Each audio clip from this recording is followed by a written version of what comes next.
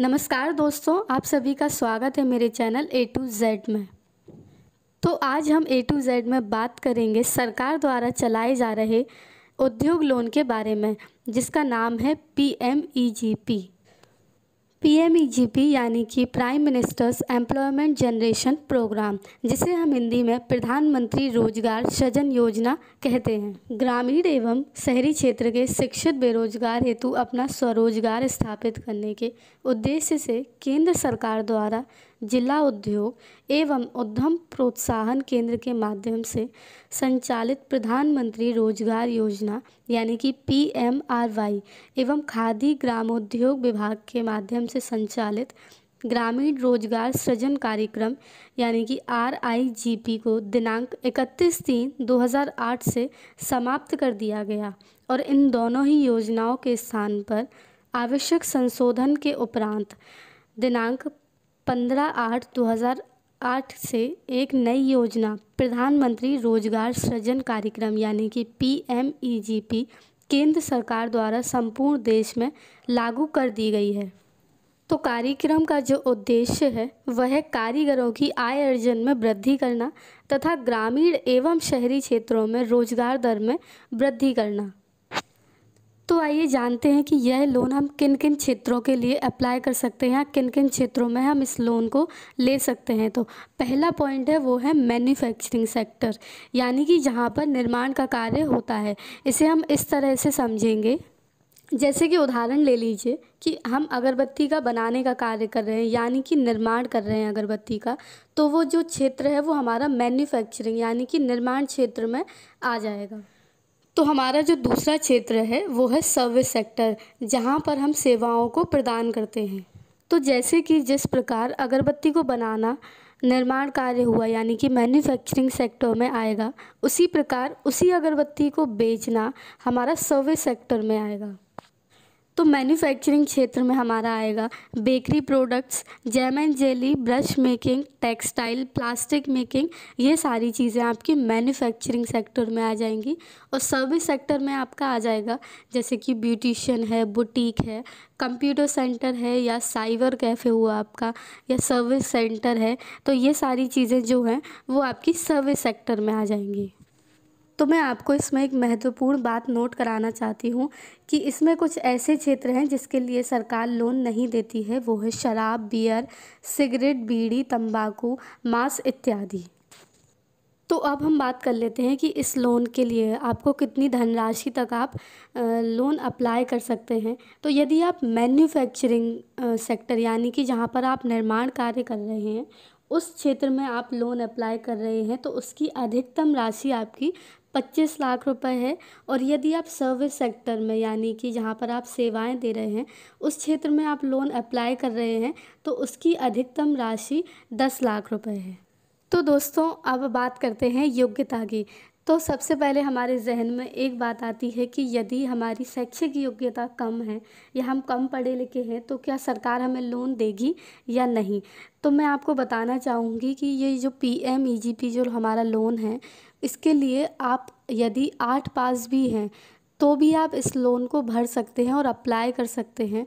आपकी शैक्षिक योग्यता कम से कम 8 पास होनी चाहिए तो भी आप ये लोन अप्लाई कर सकते हैं। इस लोन के लिए जो हमारी एज लिमिट है वो न्यूनतम 18 वर्ष है, अधिकतम जो आयु है वो 55 से 60 वर्ष है।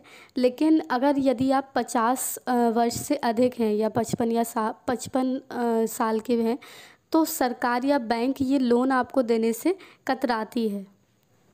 तो हमारा अगला जो आवेदन का बिंदु है वो है हमारे प्रोजेक्ट की पारदर्शिता, यानी कि हम जो अपना व्यापार डाल रहे हैं या जो आप अपना प्रोजेक्ट सरकार को दे रहे हो या बैंक में सबमिट कर रहे हो उसमें कितनी पारदर्शिता है और आप अपने कार्य के लिए कितने जिम्मेदार हैं और आपके कार्य में योग्यता क्या है।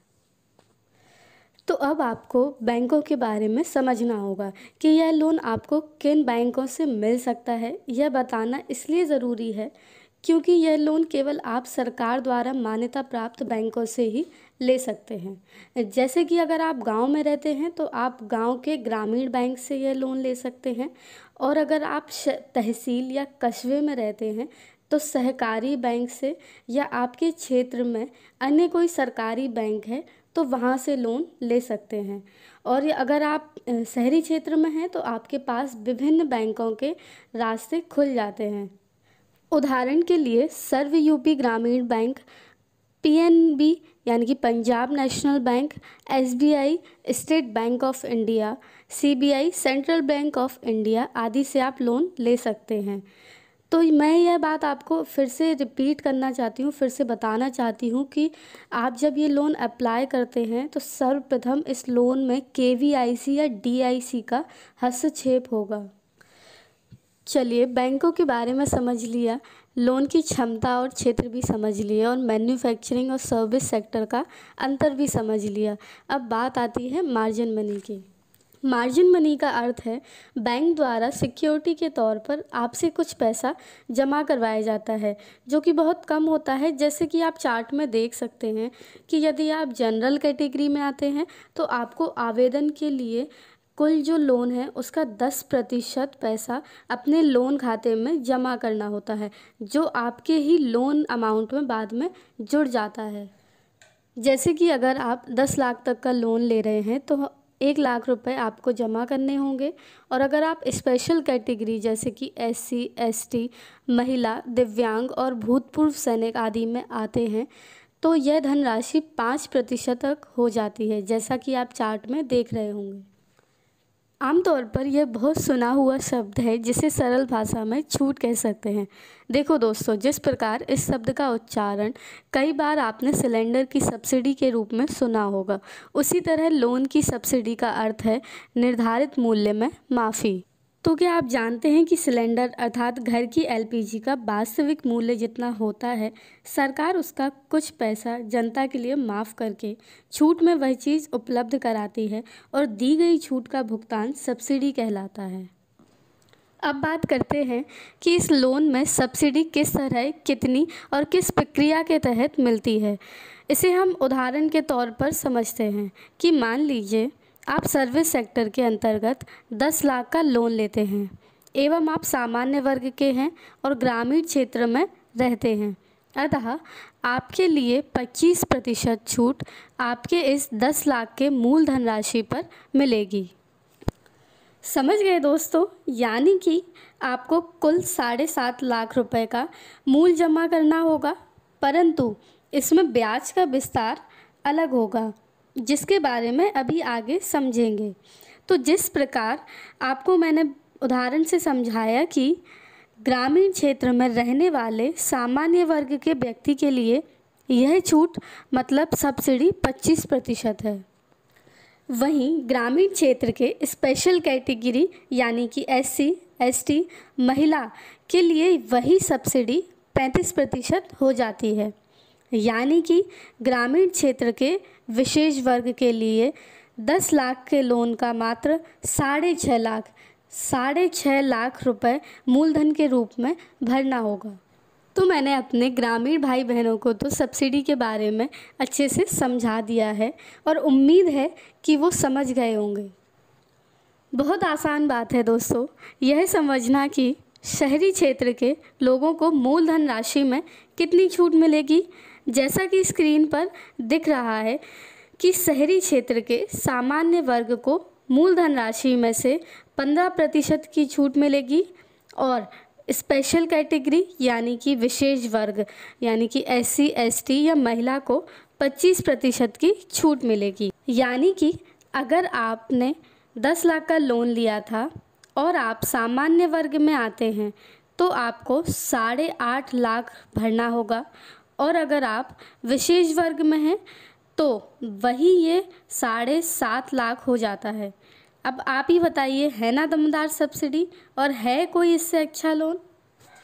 तो अब सबसे बड़े मुद्दे पर बात कर ली जाए कि भैया लोन के लिए फॉर्म भरना कहाँ है, कैसे भरना है और आवेदन के साथ कौन कौन से दस्तावेज जमा करने होंगे।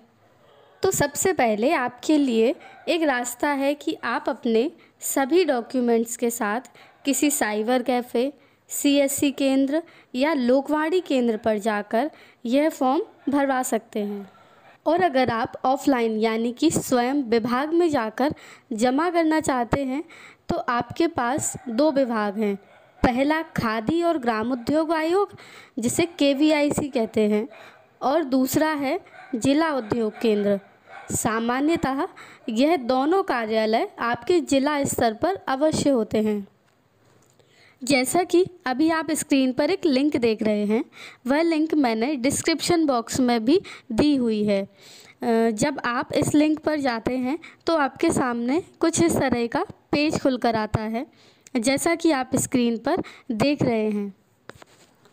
यहाँ पर समझने वाली बात यह है कि यह लोन वैसे तो सोसाइटी, SHG, ट्रस्ट या इंस्टीट्यूट आदि के लिए भी भरा जा सकता है। अगर आप इसके बारे में भी समझना चाहते हैं तो कमेंट बॉक्स में कमेंट करें, मैं उस पर भी वीडियो बनाने की कोशिश करूँगी। लेकिन अभी हम बात करते हैं आपको स्वयं के लिए लोन लेने के लिए। स्क्रीन पर दिख रहे रेड कलर के बॉक्स यानी कि online application form for individual पर जाना होगा।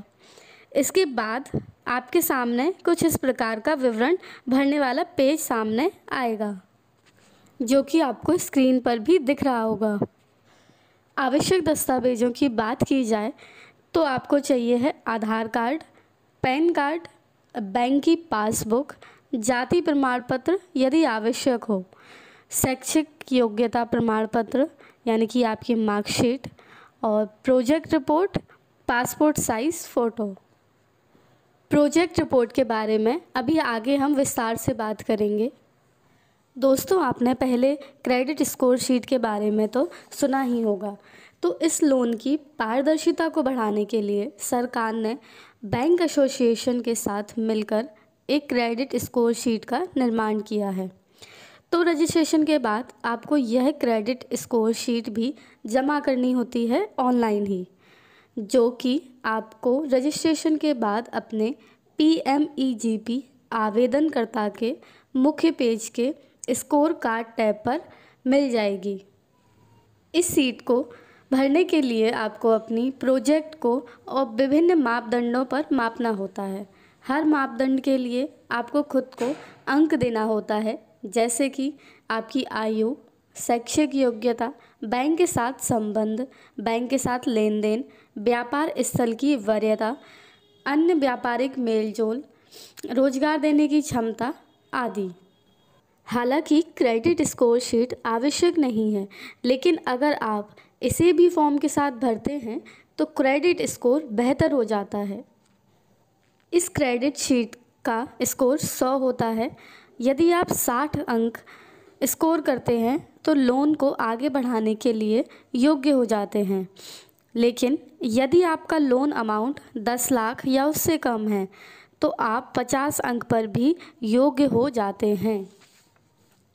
स्कोर शीट से आपको अपनी कमी खुद पता चल जाती है और इस क्षेत्र में आपको खुद को बढ़ने का मौका मिल जाता है। और दूसरा, यह सीट बैंक के साथ मिलकर बनाई गई है, तो आपके लिए बैंक के साथ डील कर पाना या बैंक से लोन पास कराना आसान हो जाता है। लोन के मुख्य दस्तावेजों में एक अति महत्वपूर्ण दस्तावेज आता है प्रोजेक्ट रिपोर्ट।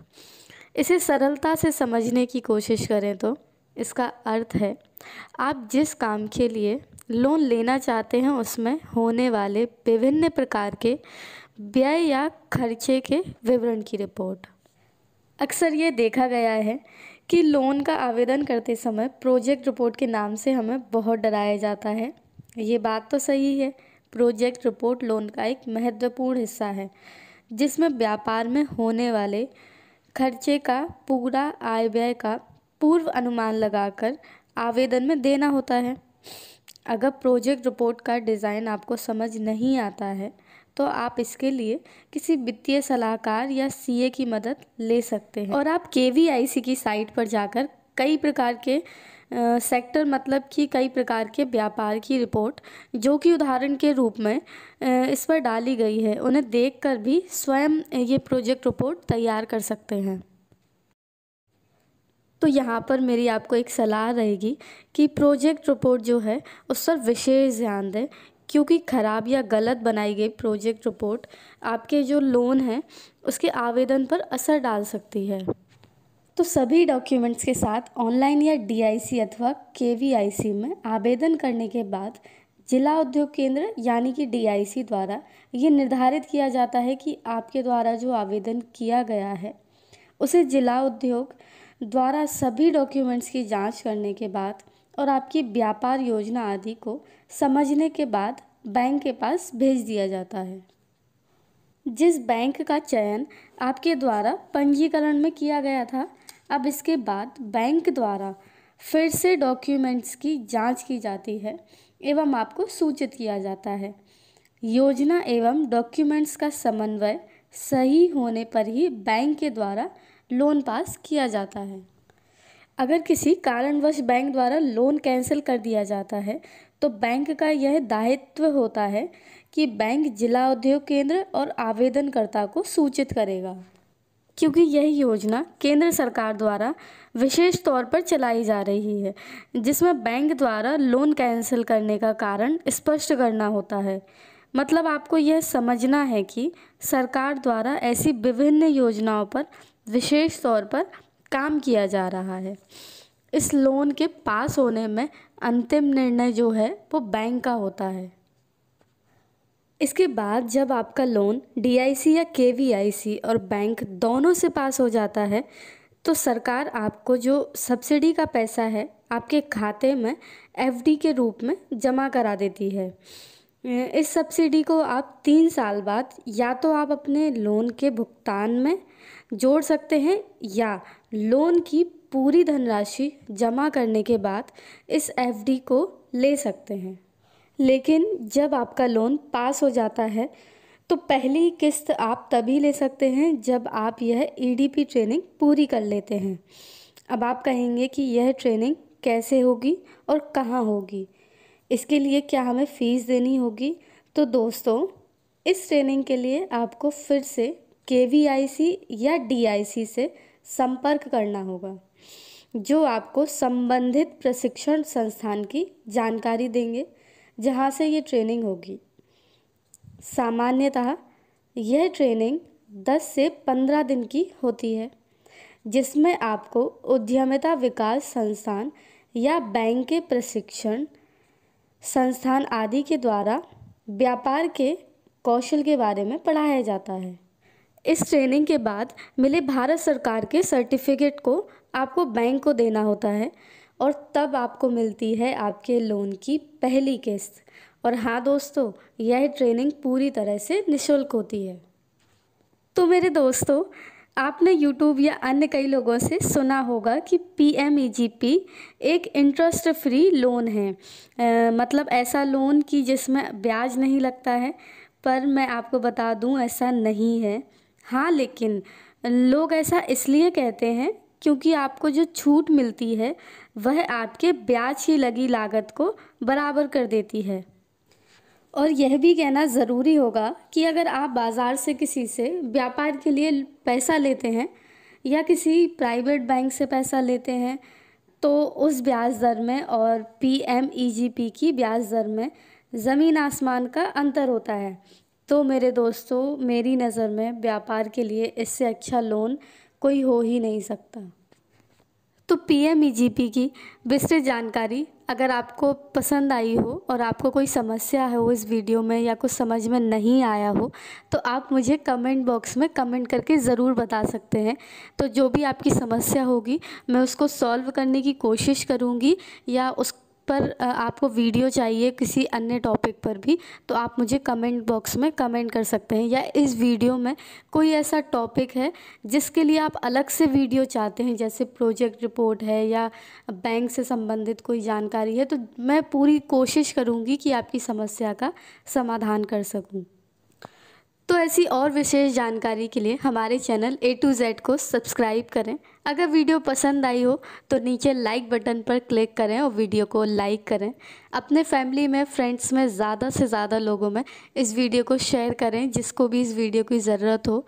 और अगर आपकी कोई राय है तो हमें कमेंट बॉक्स में कमेंट करें। Thank you guys, thanks for watching, bye bye.